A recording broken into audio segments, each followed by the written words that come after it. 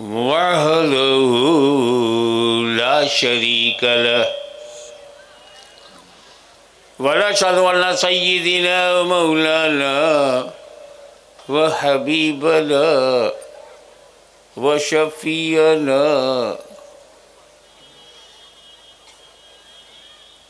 व नूर अला नूर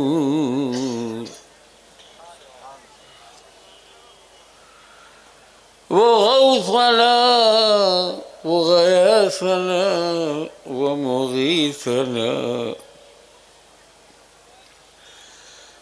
व मुईनना व कुतबना व फरीदना व निज़ामना व सिराजना व उलाना व अशरफना व नूरा आइनना व मुख्तारना मुहम्मदन अब्दुहु व रसूलुहु सल्लल्लाहु तआला अलैहि व आलिहि व सहबिहि अजमईन। अम्मा बाद फ़अऊज़ु बिल्लाहि मिनश शैतानिर रजीम बिस्मिल्लाहिर रहमानिर रहीम लकुम दीनुकुम वलिया दीन। सदक़ल्लाहु मौलाना अल-अज़ीम व बल्लगना रसूलहुन नबियुल अमीनुल करीम व नहनु अला ज़ालिका लमिनश शाहिदीन वश-शाकिरीन वल्हम्दुलिल्लाहि रब्बिल आलमीन। इन्नल्लाहा व मलाइकतहु युसल्लूना अलन नबी या अय्युहल्लज़ीना आमनू सल्लु अलैहि व सल्लिमू तस्लीमा। अल्लाहुम्मा सल्लि अला सय्यिदिना मुहम्मदिन व अला आलि सय्यिदिना मुहम्मदिन व बारिक व सल्लिम कमा तुहिब्बु व तुर्ज़ा अन तुसल्ली अलैहि।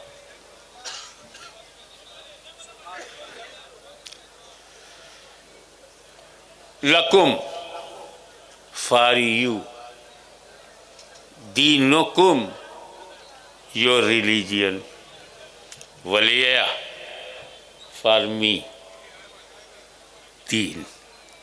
तेरा दीन तेरे लिए है, मेरा दीन मेरे लिए है, तो झगड़ा कहाँ है? तू मस्त है अपने दीन के लिए तो हम भी मस्त हैं अपने दीन के लिए।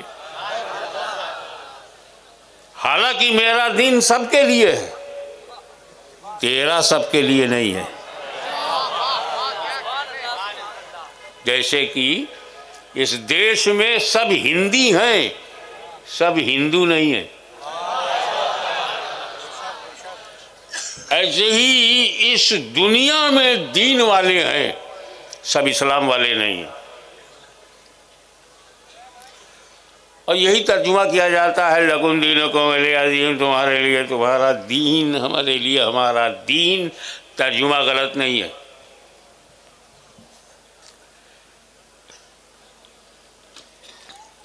लेकिन एक कमी है कि दीन का तर्जुमा नहीं है। लकुम का तर्जुमा तो है लकुम दीनुकुम, तुम्हारे लिए तुम्हारा दीन, तो दीनुकुम में दीन का तर्जुमा तो हुआ ही नहीं।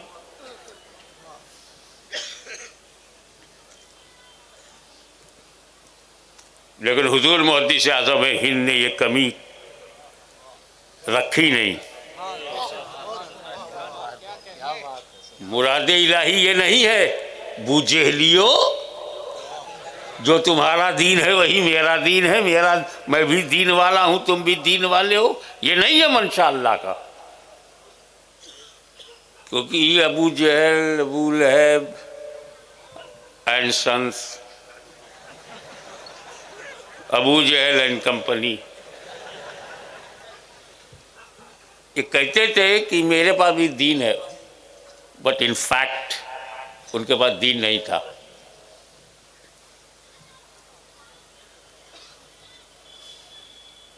उनके पास दीन कैसे रहेगा जो झाड़ में खुदा देखें, पत्थरों में खुदा देखें, जानवरों में अम्मा देखें,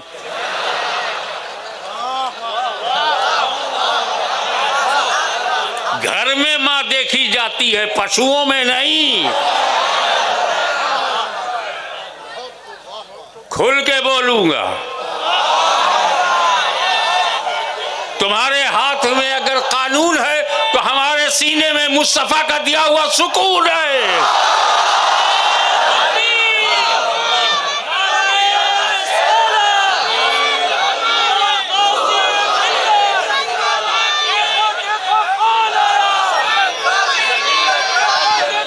दीना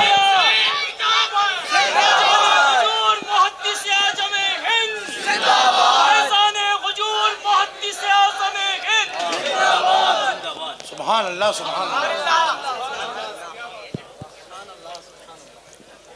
यह मत समझना कि तुम चढ़ जाओगे। हमारी हर सिफत तुम्हारी दी हुई नहीं है। हम हिंदुस्तानी हैं, हिंदुस्तान हमारा मुल्क है, उसमें हमें फख्र है। ये तेरी देन नहीं है। हमारी नागरिकता किसी राजा से नहीं, ख्वाजा ने दिया है। नारे तकबीर, नारे रिसालत, ख्वाजा का हिंदुस्तान जिंदाबाद, ख्वाजा का हिंदुस्तान जिंदाबाद, हुजूर गाजी है मिल्लत जिंदाबाद। सुभान अल्लाह, सुभान अल्लाह। हमको कोई निकाल नहीं सकता। जब तुम आने से नहीं रोक सके तो रहने से कैसे रोकोगे? वाह वाह वाह वाह वाह वाह वाह वाह।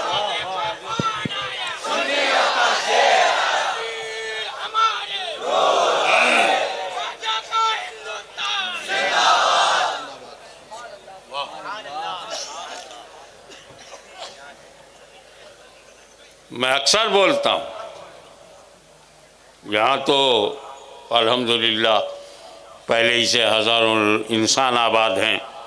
हिंदू, मुसलमान, सिख, ईसाई जो भी यहाँ हैं, आपस में प्यार से, मोहब्बत से, इंसानियत के साथ रह रहे हैं। आवाम गड़बड़ नहीं करती।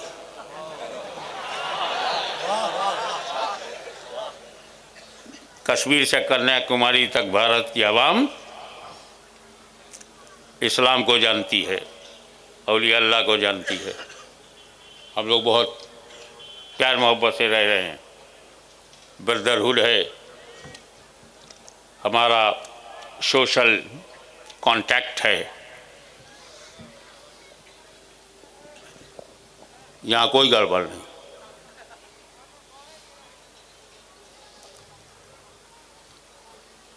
आदमी वो परेशान होता है जिसका गारंटर ना हो।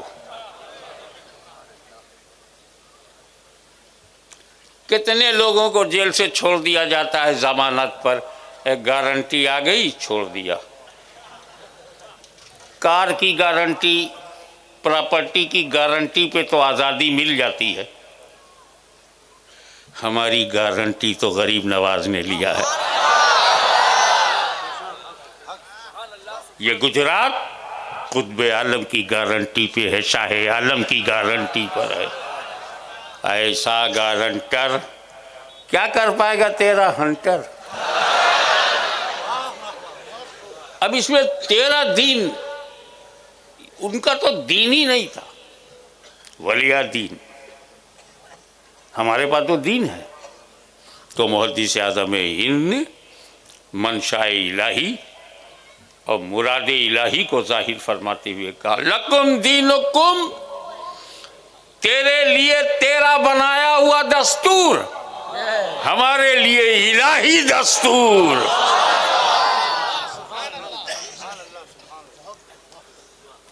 अब हमारा दीन ही इतना खूबसूरत है। ये खूबसूरती भी बड़ी चीज है साहब।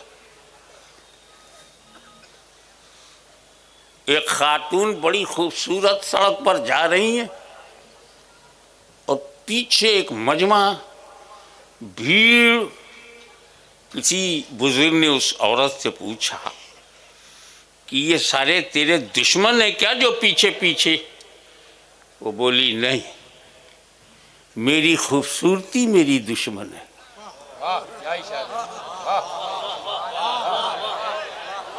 अब समझ गए क्यों लोग इस्लाम के पीछे पड़े हैं? इस्लाम बड़ा खूबसूरत मज़हब है।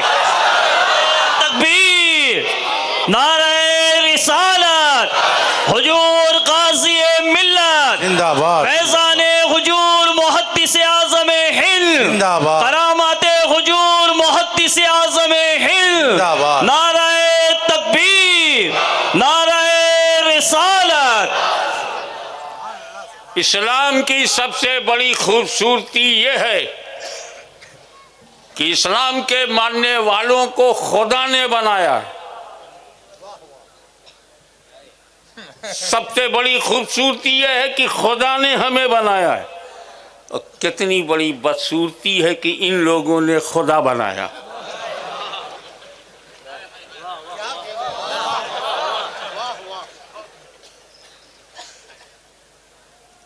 हर रिलीजियन में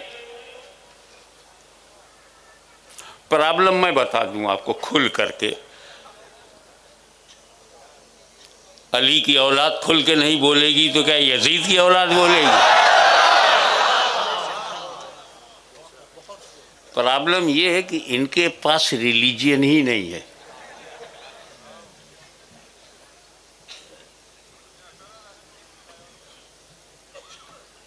इनके पास रिलीजियन नहीं है, क्योंकि रिलीजियन वही होता है जहां प्रॉफिट होता है। बगैर नबी के रिलीजियन होता ही नहीं। ये हो सकता है कि नबी का नाम हो, उसका पैगाम ना हो, लेकिन नबी होना, रिलीजन होने के लिए नबी का होना जरूरी। किताब का होना, आसमानी किताब, अल्लाह की किताब, खुदा की किताब भी हो, खुदा का रसूल भी हो, नबी भी हो, तब रिलीजन होता है।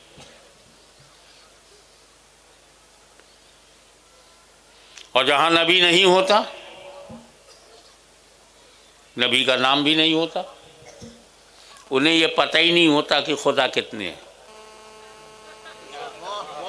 क्योंकि यह काम नबी का था, बताए खुदा कितना है। एक है, एक ही है, ये नबी ही बता पाएगा, क्योंकि खुदा का एक होना गैब है, गैबदा ही बता पाएगा। तो जो लोग गैबदा नहीं मानते, अल्लाह जाने वो अल्लाह को कैसे मानते?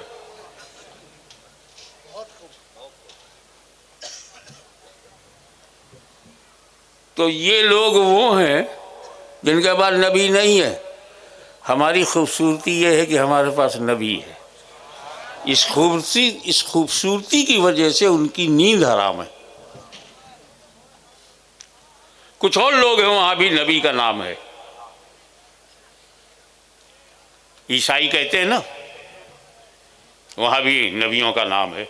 यह और बात है कि वो अपनी ज़बान में अंबिया किराम का नाम इंग्लिश में, इंग्लिश उच्चारण, इंग्लिश प्रोनंसिएशन में एडम, मोसेस, इसहाक, जोसेफ, अब्राहम बोलते हैं, मगर वो सब नबी के नाम है। नबी का नाम है उनके पास, यहूदियों के पास नबी का नाम है, तौरेत में नबी का नाम है, इंजील में नबी का नाम है, कुरान में भी नबी का नाम है, मगर फर्क यह है हम में उनमें कि उनके पास नबी का नाम है, नबी का पैगाम नहीं है। हमारे पास नबी का नाम भी है, नबी का पैगाम भी है। सब लोग इबादत करते हैं, करते ही रहते हैं, जो मुकल्लफ हैं वो भी, जो नहीं है वो भी। जिक्र तस्बीह सारी कायनात मसरूफ़ है। अब आइए हमारे यहाँ इबादत की खूबसूरती। और हमारे यहाँ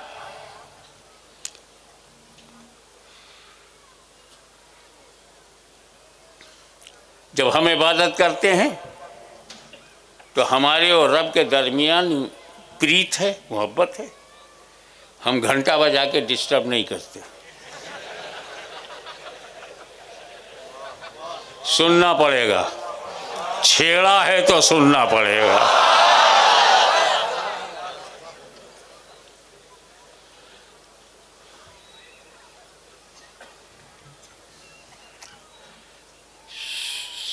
सबसे टॉप क्लास की इस्लाम में जो पूजा है, वर्शिप है, वो नमाज है।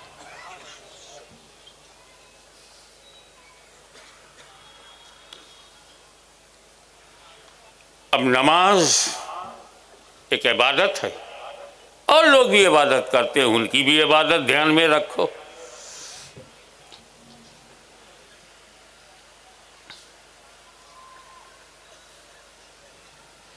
हम अपने बनाने वाले का सजदा करते हैं। क्या खूबसूरती है हमारी, जिसने हमें बनाया, जो हमारा क्रिएटर है, हम उसको सजदा करते हैं।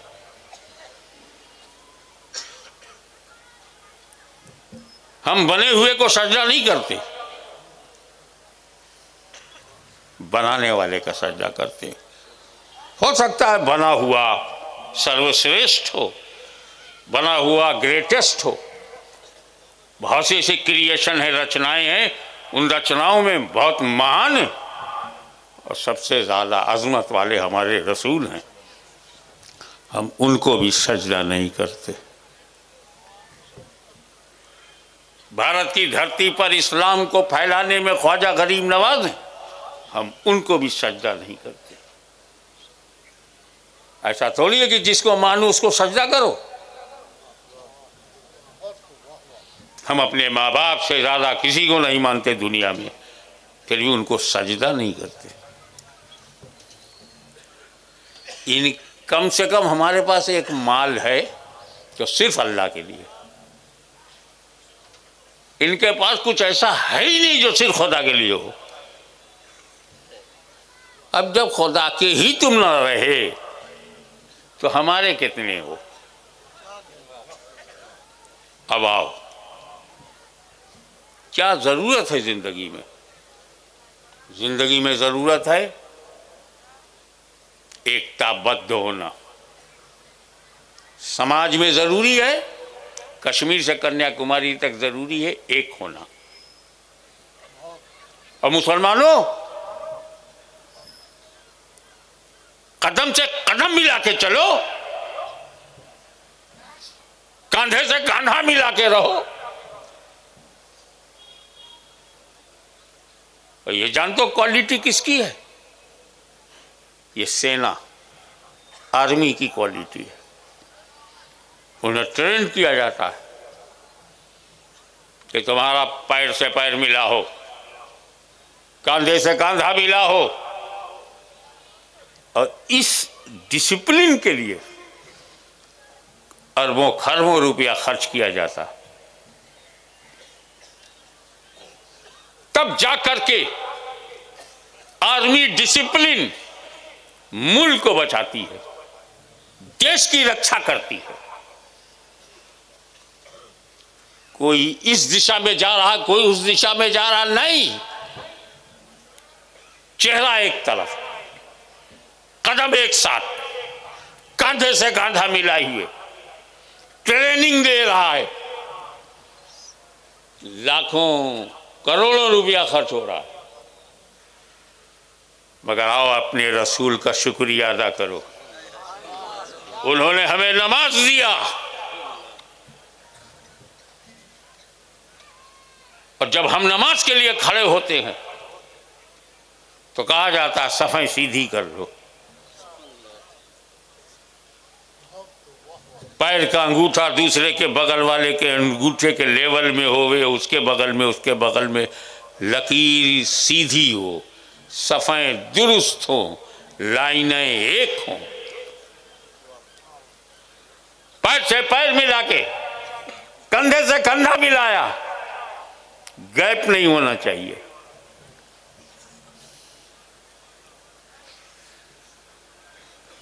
कितना करीब किया है एक मुसलमान को मुसलमान से नमाज ने। घर से निकले, मस्जिद में आए, सवाब बोलते ज्यादा मिलेगा। क्या मस्जिद में खुदा कोई और है और घर में खुदा कोई और है? घर में जोहर पढ़ूंगा तब भी जोहर होगी, और मस्जिद में जोहर पढ़ूंगा तब भी जोहर होगी, तो मस्जिद में सवाब ज्यादा क्यों? जवाब मिला, ये मस्जिद में जाने का सवाब नहीं है, ये तूने घर छोड़ा है, बीवी बच्चों को छोड़ा है, अपना परिवार छोड़ा है, अपना घर बार छोड़ा है। इस छोड़ने के जज्बे पर तेरा सवाब बढ़ गया। यानी तूने परिवार की तरफ पीठ कर लिया, चेहरा अपने रब की तरफ कर लिया, इसलिए तेरा सवाब बढ़ गया।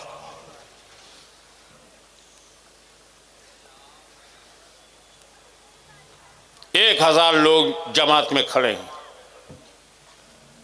मगर अपनी मर्जी से अब नहीं रुकू करेंगे, अपनी मर्जी से सजदा नहीं करेंगे।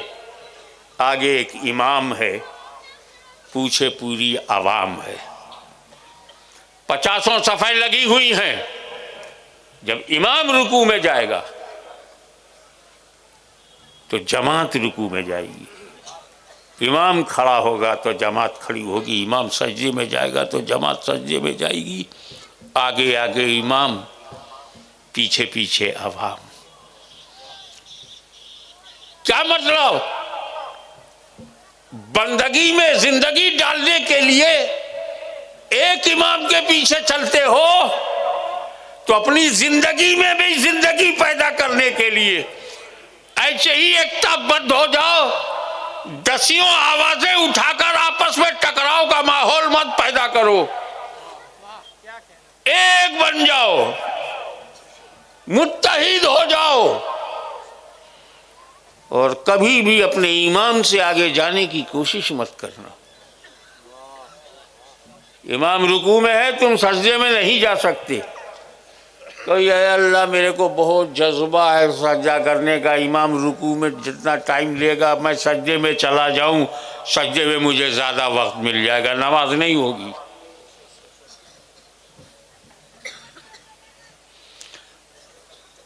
मगर आओ इस बात पर ध्यान दो कि जैसे आर्मी में वेल डिसिप्लिन्ड यूनिट में कंधे से कंधा, कदम से कदम मिला होता है, ऐसे नमाज ने हमको एक यूनिट बना दिया। लेकिन एक फर्क हमारे और आर्मी के बीच में है, आर्मी में कदम से कदम मिला, आर्मी में कंधे से कंधा मिला, मगर नमाज और आर्मी में फर्क यह है कि जो सिपाही ट्रेनिंग कर रहा है, कंधे से कंधा मिला के चल रहा है, हर सिपाही की नीयत अलग है कि जैसे मेरी ट्रेनिंग खत्म होगी मैं नाश्ता करूंगा, किसी का है मैं बाजार जाऊंगा, किसी की नीयत है कि मैं कपड़े चेंज करूंगा, किसी की नीयत कुछ और है, किसी की नीयत कुछ और है। उनकी नीयतें एक नहीं है, मगर नमाज वो ताकत है जिसने कंधे से कंधा भी मिला दिया और नीयतें भी सबकी एक बना दी। जोहर की नीयत है तो सबकी जोहर की नीयत है।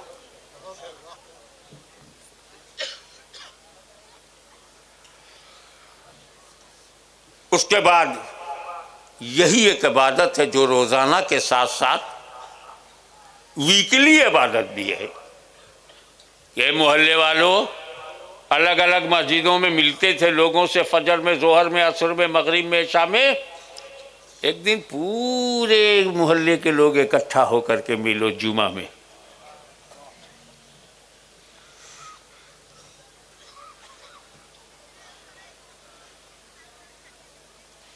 और पूरे शहर के लोग मिलाकर उस साल में एक बार ईदगाह में।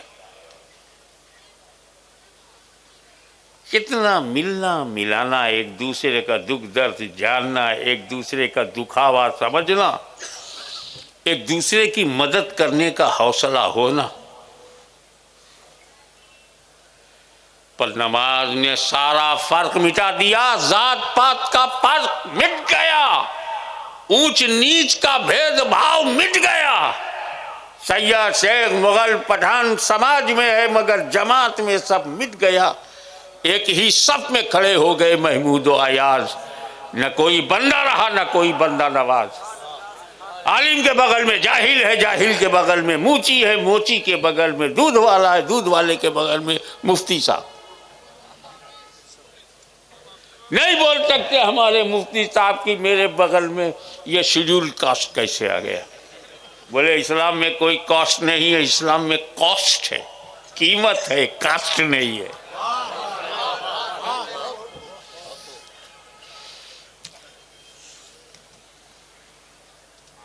लेकिन एक फर्क नमाज में बाकी रहा, वो सब एक नहीं है। वो क्या है? लिबास, ड्रेस एक नहीं है। इमाम साहब आए, एबा चौहा इमामा शरीफ, बांगी आया टोपी शरीफ, लोग आए कोई टोपी नहीं। बोले क्यों? मैं ना पहनता हूं ना टोपी किसी को पहनाता हूं।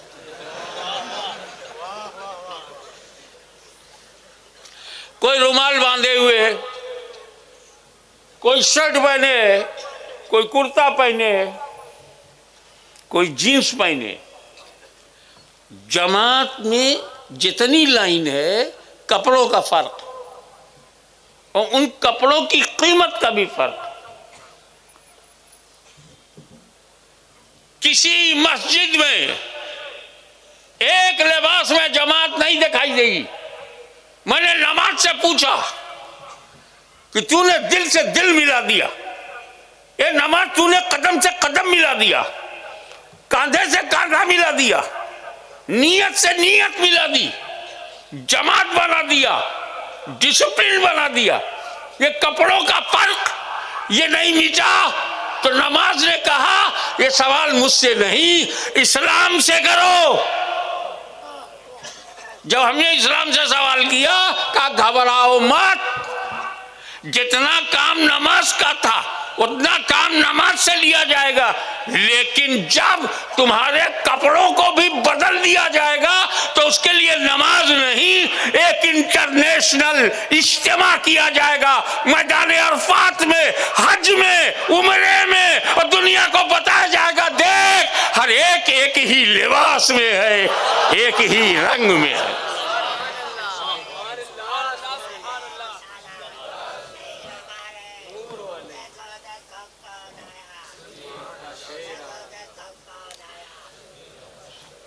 अब इस साल अल्हम्दुलिल्लाह मैं अपने दो बेटों, उनकी दो बहू, मेरी बेटी और दामाद और मैं, ये 7 आदमी आप देखेंगे जिद्दा में मिले, ये लिबास नहीं होगा, न सर पे ताज होगा, न येबा होगा।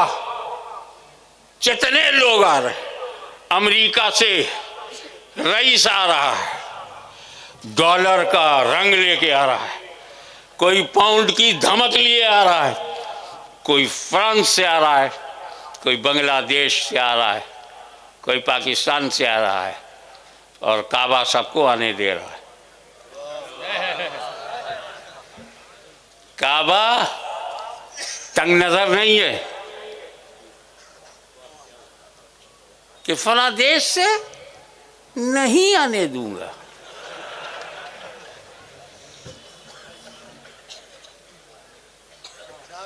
काबा की तरफ देखो, बोलते हैं बांग्लादेश से आने दो, पाकिस्तान से आने दो, अफगानिस्तान से आने दो, क्योंकि वो काबा है, नेता नहीं है।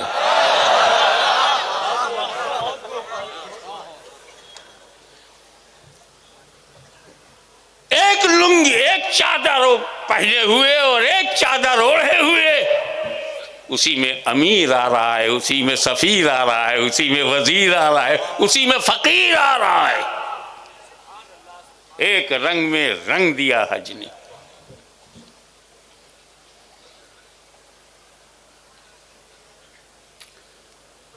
ये ड्रेस की कटिंग, ये टेलर मास्टर की टेलरिंग, ये सब यही रह गई।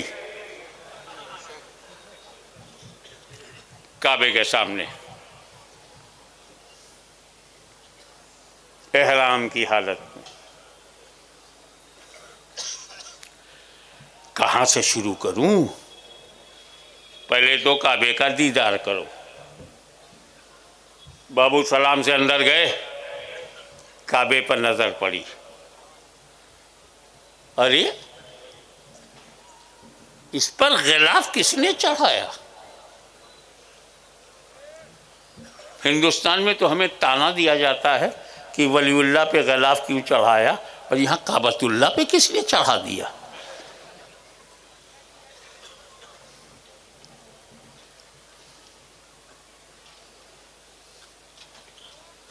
जवाब दे पाओगे कि काबतुल्लाह पे गिलाफ क्यों चढ़ाया? छोड़ो उनको जो चिढ़ाते हैं, जो चिढ़ाते हैं। हम सुन्नी लोग चढ़ाते हैं, और उर्दू जानने वालों को पता है कि चिढ़ाने में ज़ेर है, चढ़ाने में ज़बर। हम ज़बर हैं, वो ज़ेर। काबतुल्लाह पे गिलाफ चढ़ाया गया और हाशमी चुपचाप रहेगा, नहीं बताएगा क्यों चढ़ाया गया।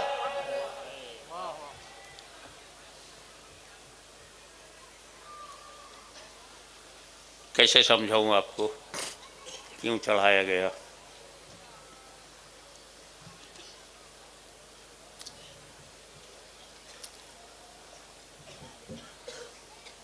मैंने मुफ्ती साहब से कहा, मुफ्ती साहब बुखारी शरीफ लेते आइए। मुफ्ती साहब आधे घंटे में बुखारी ले गया है। मैंने कहा यार बगल वाले कमरे में थी, इतना टाइम? बोले क्या करूं? अलमारी खोला, एक मोटी सी किताब निकाली, सही मुस्लिम है, अंदर किया। फिर एक मोटी सी किताब निकाली, पलट के देखा तो इब्ने माजा, अंदर किया। एक मोटी सी किताब निकाली, पलट कर देखा अबू दाऊद है, तो अंदर किया। एक मोटी सी किताब निकाली, पलट कर देखा मिशकात है, तो अंदर किया। साहब 25 मिनट तो यही में चले गए। एक मोटी सी किताब निकाली, देखा सही बुखारी है, तो लेके आ रहा हूं। किताबों की भीड़ में ढूंढना पड़ा। मैंने यूसुफ भाई के साहबजादे खालिद से कहा, बेटा तू पढ़ा लिखा है, समझदार है, अल खालिद टूर एंड ट्रेवल्स को बहुत जिम्मेदारी से चलाते हो, बड़ी अच्छी मेज़बानी करते हो, please Discovery of India written by Jawaharlal Nehru तो ले गया। वो 40 मिनट में आया। मैं कहा खालिद भूल गया अपना वालिद? 40 मिनट? बोले हज़रत क्या बोलूं, आपकी लाइब्रेरी में गया, एक मोटी सी किताब, अलमारी खोला, मोटी सी किताब निकाली, पलट कर देखा 10 कैपिटल है, तो अंदर किया। एक मोटी सी किताब निकाली, पलट कर देखा वो शेक्सपियर के ड्रामास का कलेक्शन है, अंदर किया। एक मोटी सी किताब निकाली, पलट कर देखा इंडियन कॉन्स्टिट्यूशन विद कमेंट्री है, तो अंदर किया। यही करता रहा। 35 मिनट के बाद एक किताब निकाली, पलट कर देखा डिस्कवरी ऑफ इंडिया है। तो 40 मिनट लगेंगे कि नहीं लगेंगे सरकार ढूंढने में? मैं तो कंटाल गया पढ़े लिखे लोगों से। मेरे यहाँ एक नौकर था जुम्मन खान। हमारे यहाँ यूपी में कुछ इलाके ऐसे हैं, नाम रखने में कोई प्रॉब्लम नहीं होता। पीर को पैदा हुआ तो पीरुआ है, मंगल को पैदा हुआ मगरू है, जुमा को पैदा हुआ जुम्मन है। कैलेंडर देख के नाम रख देते।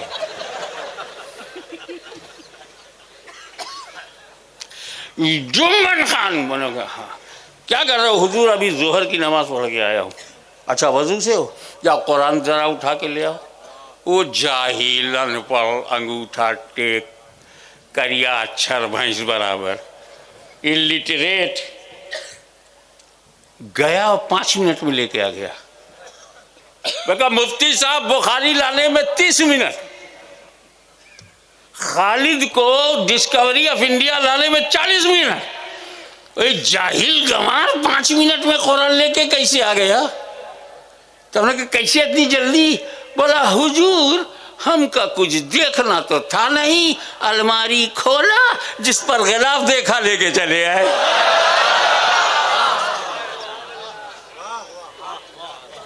अब पता चला गिलाफ क्यों चढ़ाते हैं।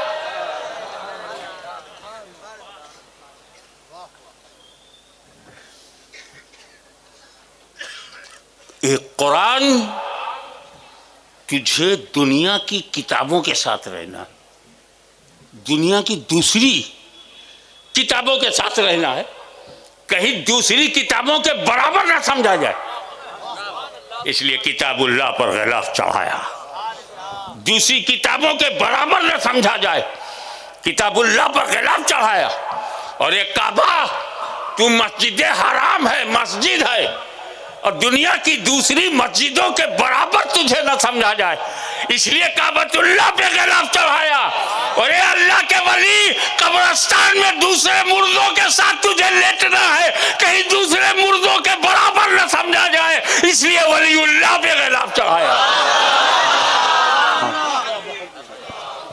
नारे रिसालत, नारे रिसालत, हुजूर गाज़ी मिल्लत। जब तक काबतुल्लाह से गिलाफ तुम नहीं उतार सकते, तब तक वलीउल्लाह से भी गिलाफ उतरने नहीं पाएगा। ये मसला जैसे ही हल हुआ, सुकून हो गया। हमारे बाबा दादा पे अल्लाह की रहमत हो, चादर गिलाफ चढ़ाना सिखा दिया, काबतुल्लाह तक पहुंचा दिया। अब हज कहाँ से शुरू होगा? तवाफ नो, सब बाद में। जाओ हजी असवद के सामने पहले खड़े हो, नियत करो, चूमो, फिर स्टार्ट होगा हज। चूमने के बाद ही स्टार्टिंग है। तो अगर कहीं चूमना शिर्क होता तो वो हज में क्यों होता? बड़ा सीधा सा जवाब है, अल्लाह के रसूल ने चूमा है इसलिए हम चूमते हैं। ओके, हमारे चूमने की वजह बाहर जाहिर हो गई। चूमने की वजह क्या है? नबी ने चूमा, ये वजह है। अब बताओ नबी ने क्यों चूमा? वो किसके लिए चूमे? हम तो इसलिए चूमते हैं कि नबी ने चूमा। नबी ने क्यों चूमा?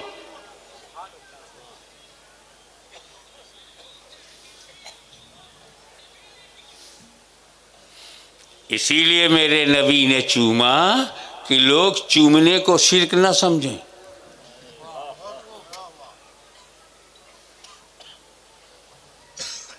चूमने को हराम भी ना समझें, ये रुकन है हज का।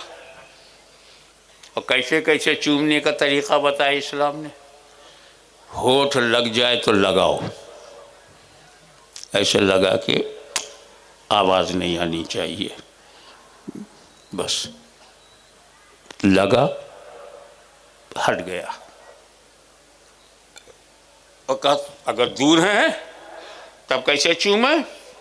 का होठ मत लगाओ, हाथ लगाओ, हाथ चूम लो।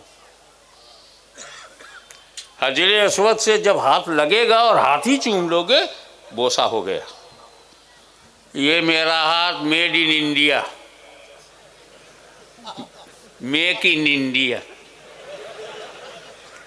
इसको चूमना, हजरे अस्वद को चूमना हो गया। बोले हाँ, टच किया है, हजरे अस्वद को टच किया है, सच किया है। सरकार अगर हाथ भी ना पहुंचे तो डिस्टेंस हो। बोले हाथ में कोई डंडा उंडा ऐसा है का, वही टच करके वही डंडा चूम लो। समझे आप? हम लोग डंडा चूमते हैं, डंडा खाते नहीं।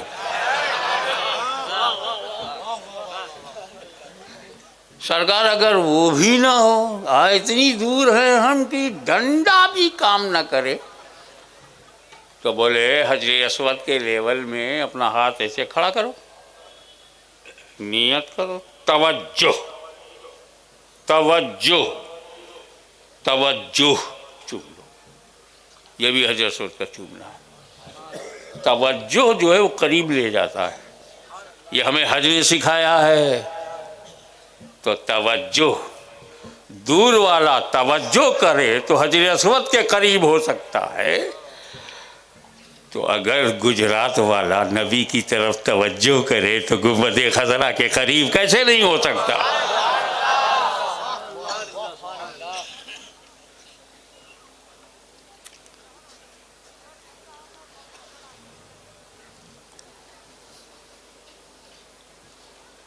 वो जन्नती हजर है। हजर असवद को बोलेंगे वो पत्थर जो है जन्नती है, काला है। अल हजरुल असवद, अल हजर माने पत्थर, असवद माने काला। देखा आपने, इंडिया में सफ़ेद सफ़ेद चूमने नहीं दिया, तो अल्लाह ताला ने कहा हज करने आओ काला काला चुमवाऊंगा, क्योंकि वो काला है तो क्या हुआ, आला है। जन्नती हजर है।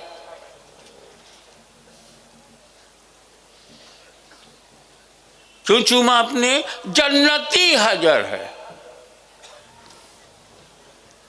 सोचने वाली बात है, छोटा सा जुमला है, याद रखना। जन्नती हजर चूमते हो, जन्नती बशर नहीं।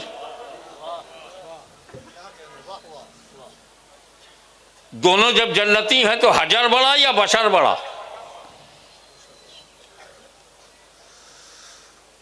बोले पतली गली से निकल लो और जाते जाते का इस पे नबी का लब लगा है, होंठ लग गया नबी का। लिप्स ऑफ प्रॉफिट टच्ड हजर असवद, लिप्स ऑफ प्रॉफिट, लब लगा।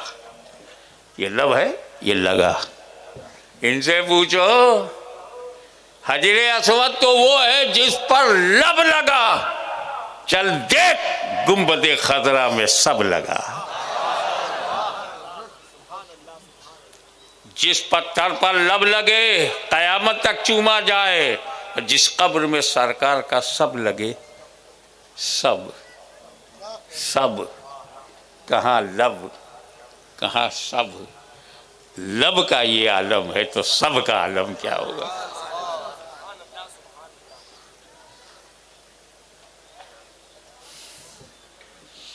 हुजूर सल्लल्लाहु अलैहि वसल्लम ने हजरत असवद को चूमा है, हम चूमेंगे।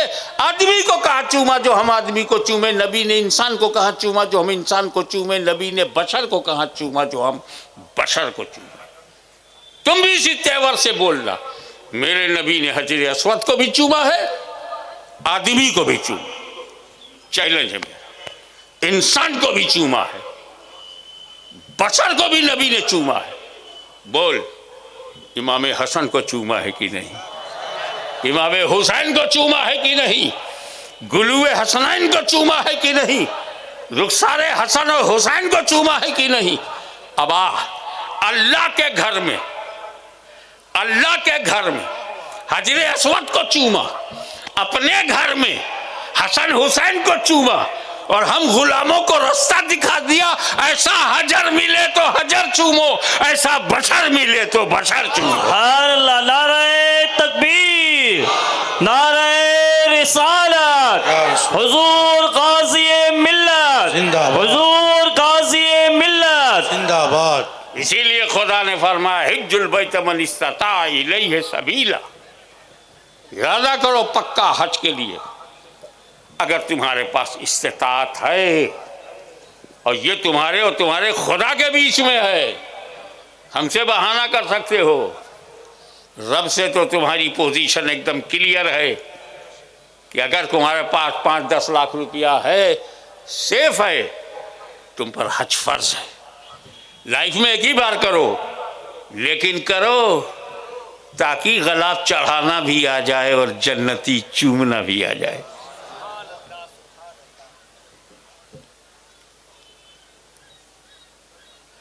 चूमने के बारे में एक बात क्लियर कर दूं, चूमना सवाब है, चूमना सवाब है। चूमना गुनाह है, चूमना गुनाह है। चूमना न गुनाह है न सवाब है। 3 किस्म का चूमना है और तुम तीनों को जानते हो।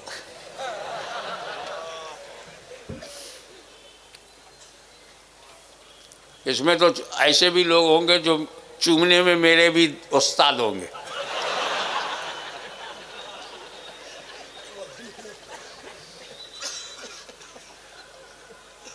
तीन किस्म का चूमना। हमने अपने बच्चे को गोद में लिया, चूमा, ना सवाब ना गुनाह, जायज है ना, तो चूमना जायज है।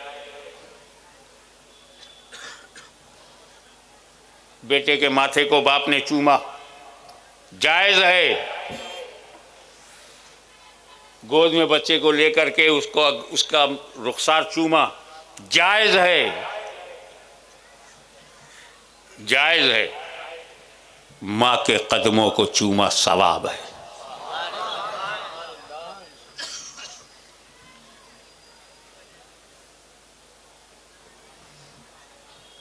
देखा आपने बीवी में और अम्मा में कितना फर्क है। बीवी को चूमा तो जायज है, अम्मा के कदमों को चूमा तो सवाब है। जायज सवाब के बराबर नहीं होता, बीवियां माँ के बराबर नहीं होती।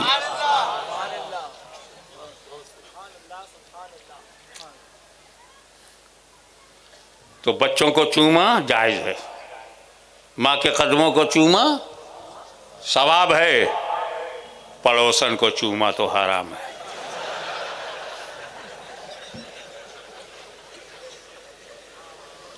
शिर्क तो होता ही नहीं।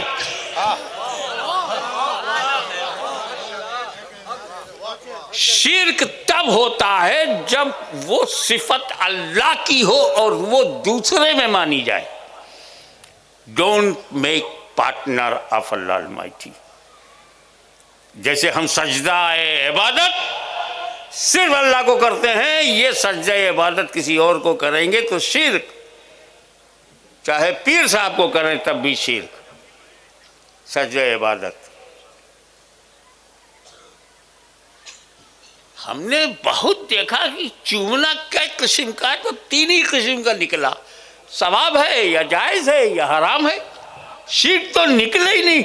हमें जब तुम अल्लाह को चूम नहीं सकते तो शिर्क होगा कैसे। और आसान कर दूं, चूमना शिर्क नहीं है, शिर्क शिकन है, शिर्क तोड़ है। शिर्क से बचना हो तो चूमो। इतना बड़ा दावा आपके दिलों में उतारूंगा, आपके जहन में उतारूंगा इंशाल्लाह, और नहीं उतार पाया तो खुद उतर जाऊंगा। मुझे उतारने के लिए बैलेट बॉक्स की ज़रूरत नहीं है। जिनकी किस्मतें डब्बों में बंद हों वो हमें आंखें दिखाते हैं। मिट गए राजा, छा गया ख्वाजा, बजाते रहो अपना बाजा।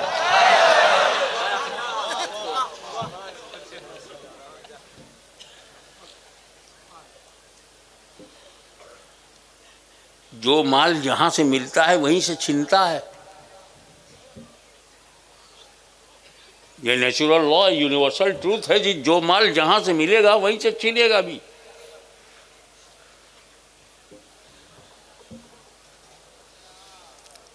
हजरत आदम हिंदुस्तान में आए,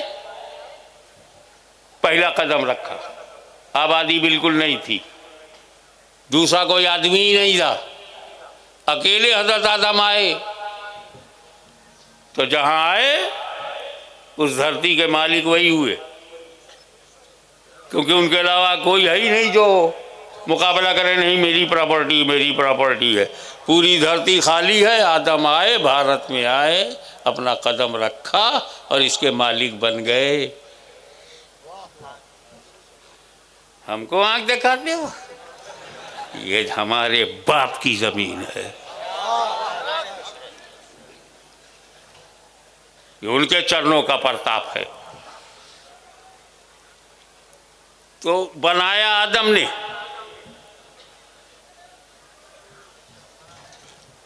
हम कौन थे क्या थे पता नहीं। ख्वाजा गरीब नवाज आए, खुतबुल अख्ताब आए,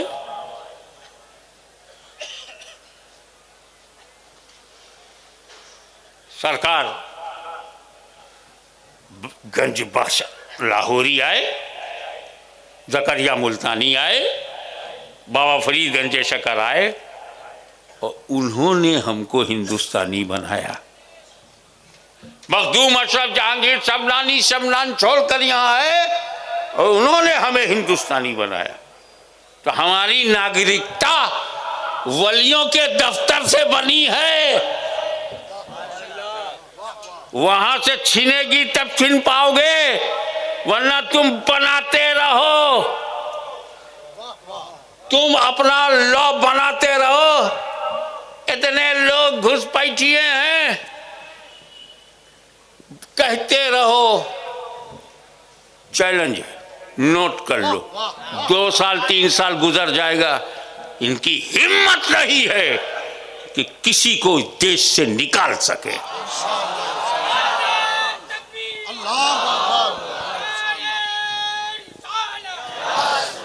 शेरे हिंदुस्तान जिंदाबाद, हुजूर गाज़ी मिल्लत जिंदाबाद, शाहजादे हुजूर मुहद्दिस आज़म हिंद जिंदाबाद, जिंदाबाद, करामते हुजूर मुहद्दिस आज़म हिंद जिंदाबाद, हुजूर गाज़ी मिल्लत। अगर आज किसी को अपने बाप और अपने बाप के बाप के बाप के बाप का जन्म भूमि बतानी हुई, नाम बताना हुआ, तो फातिमा के खानदान से आंख मत लड़ाना। इनकी औलाद को आदम तक अपने सारे बाप का नाम मालूम है। अपनी बताओ कि सिंध से क्या लेके आए। शेख अपनी अपनी देख, दादा का नाम तुम बता नहीं सकते।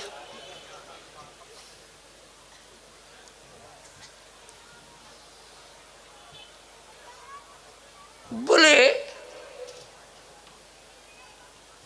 जो भी हिंदुस्तान में है वो हिंदू है। इन्हें ये नहीं मालूम कि ये लफ्ज जो है हिंदू, ये ईरानियों का दिया हुआ है।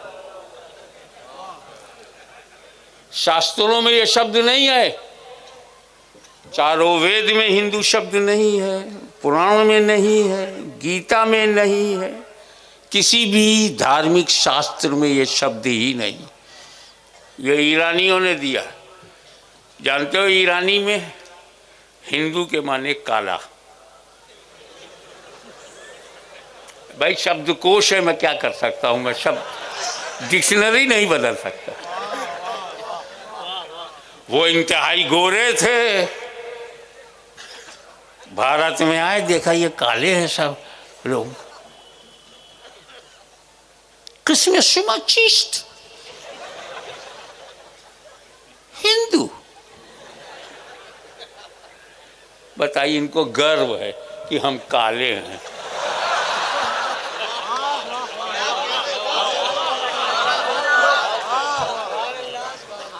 छेड़ोगे तो सुनना पड़ेगा।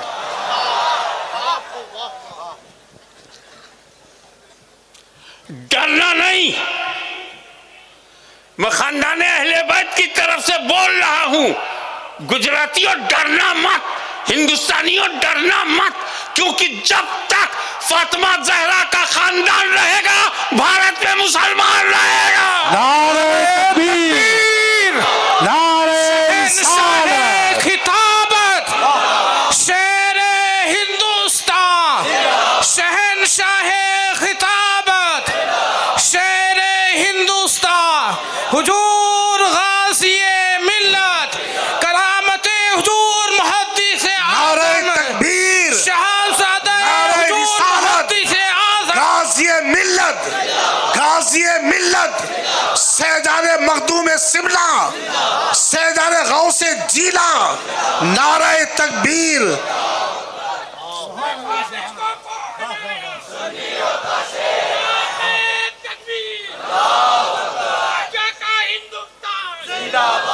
देखें हजरात, मैं बताऊं ये शिर्क से बचाता कैसे है।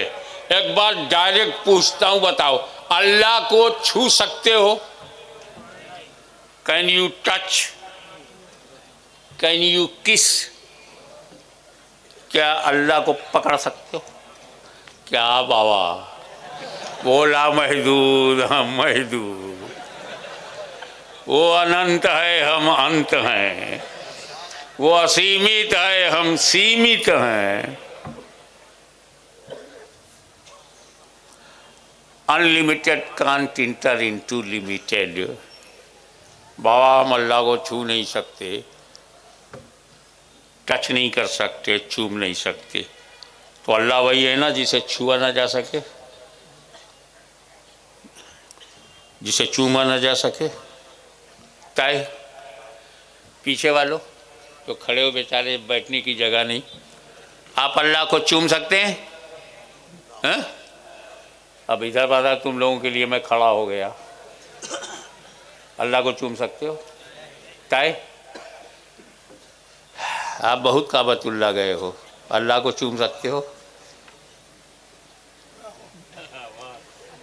और ये स्टेज पर बैठे हुए वीआईपीज अल्लाह को चूम सकते हो?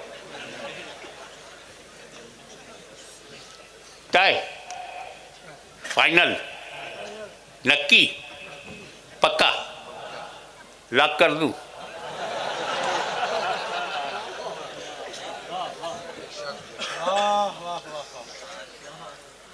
तो जब ये तय है, तवज्जो, जब ये तय है कि हम अल्लाह को चूम नहीं सकते, तो फिर ये भी तय हो गया जिसे चूम लेंगे वो अल्लाह हो नहीं सकता। इसीलिए हजर अस्वद को चूमो ताकि वो खुदा ना समझा। या रसूल अल्लाह, अंदर 360 थे, 360 एक एक करके आपने बाहर कर दिया, उनकी जो सही जगह थी वहां पहुंचा दिया।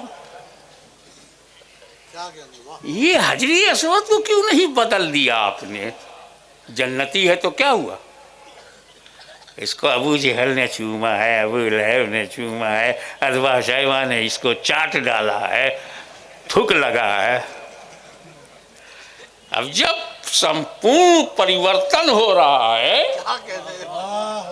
तो जिब्रील से कहिएगा अगली बार जन्नत का एक और कोई अच्छा साफ सुथरा पत्थर ले आइए, वो लगा दीजिए। इसको क्यों? सारे पत्थरों को काबे से निकालने वाला मेरा आका हजर अस्वद को क्यों नहीं निकाल रहे हो? जवाब मिलेगा हाशमी, सुन, तेरा नबी पत्थरों का दुश्मन नहीं है। तवज्जो, तेरा नबी पत्थरों का दुश्मन नहीं है। काबे से वही निकाला जाएगा जो पूजा जाता था, वो नहीं निकलेगा जो चूमा जाता था।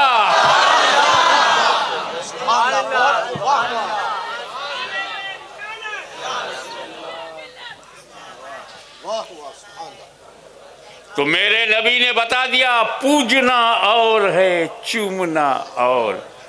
जो पूजे जाते थे वो आउट हो गए, जो चूमा जाता था उसे बरकरार रखा गया।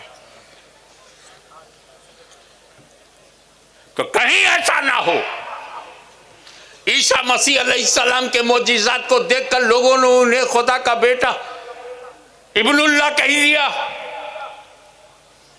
कहीं ऐसा ना हो कि गौसे आजम की करामतों को, गरीब नवाज के मुहियुल उक़ूल बातों को, मखदूम समनानी के चमत्कारों को, औलिया अल्लाह के चमत्कारों को देखकर कहीं लोग इन्हें खुदा ना कहें। इसलिए बंदो चूम लो। जब तुम चूम लोगे तो तुम्हारा दिल बोलेगा अल्लाह को चूम नहीं सकते, अब इन्हें चूम लिया है, ये अल्लाह हो नहीं सकते। फिर हमें हाथ ढकेलता आगे जा। 7 तवाफ हो गए तेरे, अब सफ़ा से मरवा, मरवा से सफ़ा, सफ़ा से मरवा, मरवा से सफ़ा दौड़। क्यों? इन्न सफ़ा वल मरवता मिन शाइरिल्लाह। सफ़ा मरवा अल्लाह की निशानी है। मैं बड़े गौर से देख रहा था, आजकल इनकी मेहरबानी से तो सफ़ा मरवा दिखता भी नहीं। कितना ऊंचा था, कितना गहरा था। हज़रत हाजरा रज़ियल्लाहु ताला अन्हा अपने बेटे को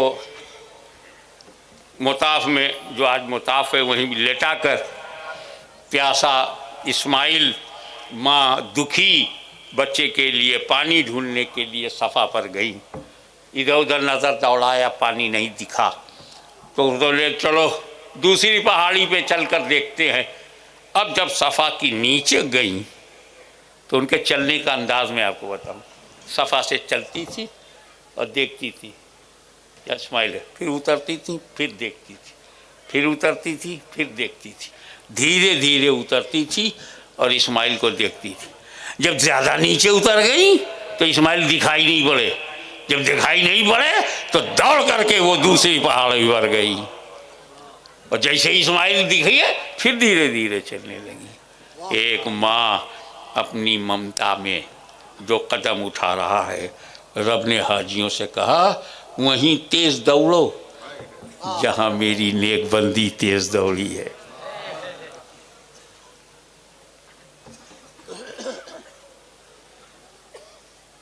फिर मरवा से सफ़ा वही अंदाज, धीरे धीरे उतरना, फिर तेज चलना, फिर धीरे धीरे मरवा पे, मरवा से सफ़ा, सफ़ा से मरवा, मरवा से सफ़ा। अल्लाह की निशानी है। बोल,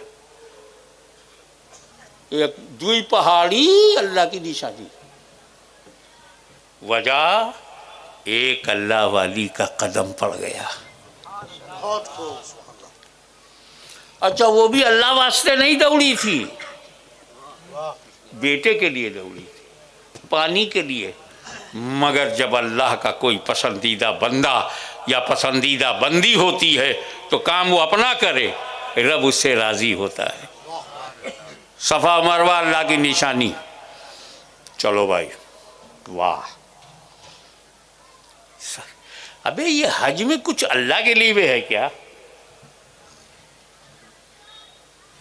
सफ़ा मरवा, काबा, हज अस्वद, मुताफ, मकाम इब्राहिम, सब गैरुल्लाह। एक भी इसमें अल्लाह नहीं है। सब पत्थरों का मुकद्दर देखना है तो अल खालिद में हज करने के लिए निकलो, तब देखो कि पत्थरों का मुकद्दर क्या है।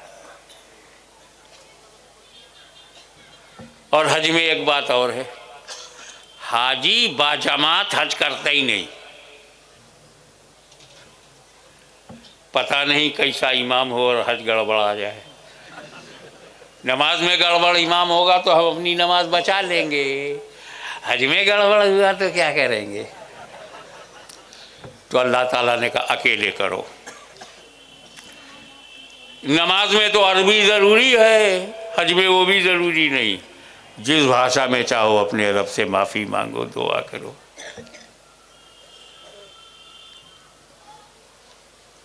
अब मैं आपको बताऊं, एक सांस में गैरुल्लाह की अजमतें देखनी हो तो हज करो। काबा गैरुल्लाह, मुताफ गैरुल्लाह, हजर अस्वद गैरुल्लाह, दौड़ने वाला गैरुल्लाह, जिस फर्श पर दौड़ रहा है गैरुल्लाह, मुताफ भी गैरुल्लाह, मकाम इब्राहिम गैरुल्लाह, सफ़ा भी गैरुल्लाह, मरवा भी गैरुल्लाह, मिना भी गैरुल्लाह, अरफात भी गैरुल्लाह, मुज़दलिफ़ा भी गैरुल्लाह, और तीन शैतान खड़े हैं वो तो खुल्लम खुल्ला गैरुल्लाह। ये जो तुम्हारे यहाँ निकलते ये गैरुल्लाह, गैरुल्लाह। गैरुल्लाह का मुकद्दर देखना है तो हज करो।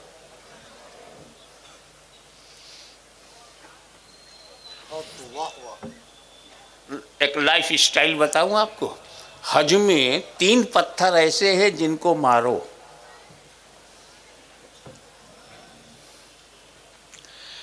ये बड़ा शैतान है, ये मझला शैतान है, ये छोटा शैतान है, ये क्या यार तुमने मचा रखा है शोर? शैतान तो सिर्फ शैतान है। ये मामला क्या है? बोले ऐसा है कि जब हज़रत इब्राहीम अलैहिस्सलाम अपने रब की रज़ा के लिए अपने बेटे इस्माइल अलैहिस्सलाम को ज़बह करने के लिए राज़ी हुए तो मिना गए। मिना की तरफ जैसे ही चले, इब्लीस के पेट में दर्द हुआ।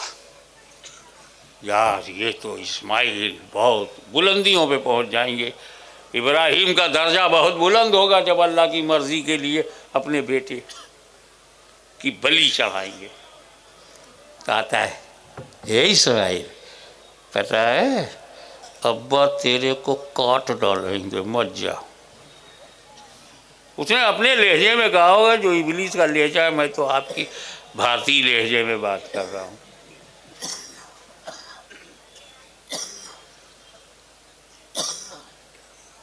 कंकरी मारा, भागा। कुछ दूर जैसे ही हज़रत इब्राहीम आगे बढ़े, फिर आया। क्या करते हो, बेटे को कुर्बान कर दोगे? इतना खूबसूरत बेटा, इतना उम्दा बेटा, इतना अच्छा बेटा, इतना वफादार, ताबेदार, फरमाबरदार। ला हौला वला कुव्वता इल्ला। मारा, वहां से भी भागा। बिल्कुल जब आगे पहुंच गए तो फिर आया। आप ज़रा इब्लीस को पहचानने की कोशिश करें। नबियों से पंगा लेता है एक, और भगाया जाता है तो फिर आता है। दूसरी बार भगाया, फिर आया। हज़रत इब्राहीम ने जब तीसरी बार भगाया है तब नहीं आया। समझ गए? तीसरी बार भगाना पड़ता है, तब नहीं आते। तो जिस जगह शैतान खड़ा था बहकाने के लिए, दोबारा जहां खड़ा था, तीसरी बार जहां खड़ा था, वो जगह तो थी, खुद भागा था। उसका कदम जहां था वहीं पर खंबा गाड़ दिया गया। अब उस खंबे की तौहीन इब्लीस की तौहीन है, क्योंकि वो निशान है। खंबा शैतान नहीं है। तो इतना बेवकूफ भी नहीं है कि हज के दौरान वहां आके खड़ा होगा पिटने के लिए। 40 लाख लोग मारेंगे उसको, फिर भी आप कहते हो हमने शैतान को मारा। मारो खंबा, बोलते हो शैतान को मारा। तो बोले नहीं हजरत, ये खंबा उसी जगह है जिस जगह उसका कदम था। तो कदम नहीं है वहां, जगह तो है। जगह की तौहीन जगह वाले की तौहीन है। अब उस जगह पर खंबा है, तो खंबे को जब कंकरी मारेंगे तो वो इब्लीस को मारना कहलाएगा। हज ने हमको नजरिया दे दिया कि निशाने कदम की अहमियत है। जहां कदम इस्माइल का है वहां जमजम खड़े होकर के पियो, और जहां कदम इब्लीस का है उस कदम पर जो पत्थर, जो निशानी है, उसे मारना जगह की तौहीन है। जगह की तौहीन जगह वाले की तौहीन है। यही तो सुन्नियत का दावा है कि नबियों की, वलियों की कब्रों को मत तोड़ो। ये जो जगह है अल्लाह के नबी की जगह है, अल्लाह के वली की जगह है। अब जगह की तौहीन नबी और वली की तौहीन।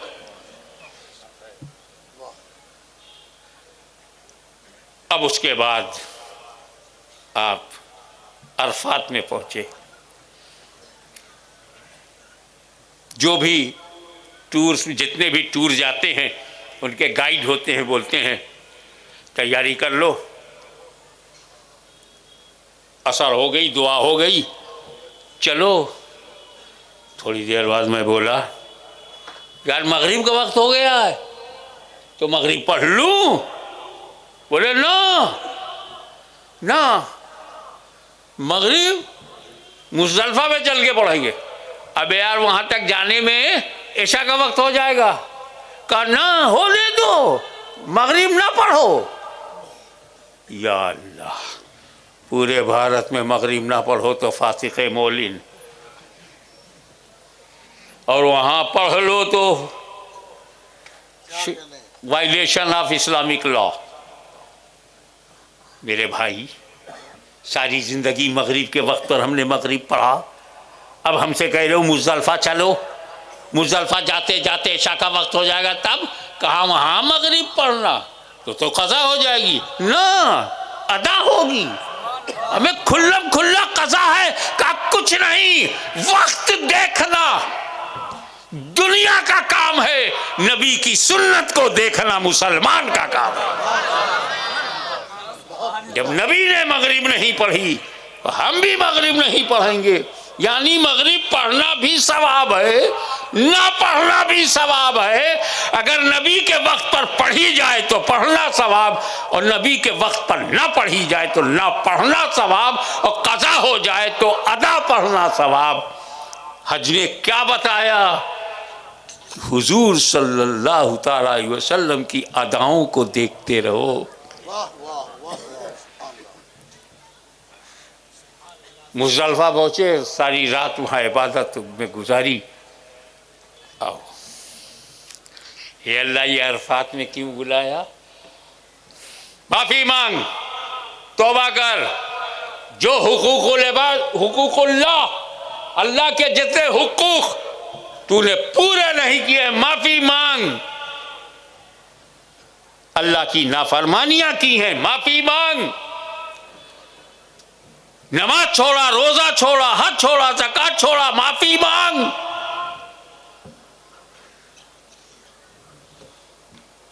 अल्लाह का हुक्म पे नहीं चले, माफी मांग। अल्लाह का हक अदा नहीं किया, माफी मांग। अरफात में आपके हुकूकुल्लाह की माफी का परवाना दे दिया गया और कहा अब मुज़दलिफ़ा चलो, वहां गिड़गिड़ाओ, वहां माफी मांगो, ताकि तुमने बंदों का जो हक मारा है, बंदों का जो दिल दुखाया है, बंदों का कर्ज अदा नहीं किया है, बंदों का हक मारा है, वहां उसकी माफी मांगो। ये अल्लाह जब तक बंदा माफ नहीं करेगा, ये माफी होगी कैसे? बोले तू अल्लाह को मशवरा देगा क्या? अल्लाह ताला कादिर मुतलक है, फजल वाला है, बेशक। उनका जितने हुकूकुल इबाद वाले हैं, इनकी माफ़ी का मतलब ये हुआ कि जब ये महशर में मुतालबा करेंगे तो मैं अपने करम से उसके मुतालबे को खुद पूरा कर दूंगा, क्योंकि मैंने उसे माफ़ कर दिया। मुज़दलिफ़ा में जब हमने हुकूकुल इबाद को माफ़ कर दिया तो अब महशर में अदायगी का जिम्मा रब ने अपने जिम्मे करम में ले लिया। अगर लाखों रुपये का कोई गबन किए हुए है तो लाखों का बदला मेरा रब महशर में अदा कर देगा। इसलिए हज की अहमियत है कि दिन भर में हुकूकुल्लाह से साफ माफ़ी मांग लो और रात भर में हुकूकुल इबाद से माफ़ी मांग लो, और पाक साफ होकर के जब लौटो तो एक नया आगाज हो, एक न्यू बॉर्न चाइल्ड की तरह, एक नवजात शिशु की तरह पाक साफ हो करके बकिया ज़िंदगी को गुजारो। इसीलिए कहा गया है हिज्जुल बैत मन इस्तता इलैहि सबीला। अगर तुम में अल्लाह ताला ने इस्तिताअत अता की है तो हज ज़रूर करो। ये हज एक जज है, और हज के बाद मदीना जाओ। ये अल्लाह वहाँ कैसे जाऊँ? कहा देखो यहाँ एक चादर ओढ़ के आए थे ना, और इतर वगैरह मैंने मना कर दिया था, परफ्यूम ना लगाना, और सीना तान के 3 मरतबा चलना, अकड़ के चलना, ये सब मेरी बारगाह है। मेरे हबीब की बारगाह में जाना तो सीना तान के न जाना, फटे हुए कपड़ों में मत जाना, सिविलियन ड्रेस में जाना, बहुत ही अदब से आँखों से बात करना, क्योंकि बाखुदा